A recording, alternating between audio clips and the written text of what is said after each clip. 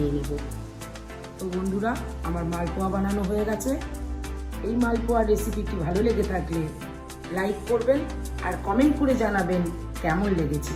আর অতি অবশ্যই আমার চ্যানেলটি সাবস্ক্রাইব করবেন এবং বেল আইকনের বাটনটি অন করে রাখবেন যাতে পরবর্তী ভিডিও আপনাদের কাছে পৌঁছায়।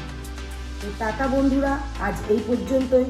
আবার কোনো একদিন চলে আসবো একটি নতুন সুস্বাদু রেসিপি নিয়ে।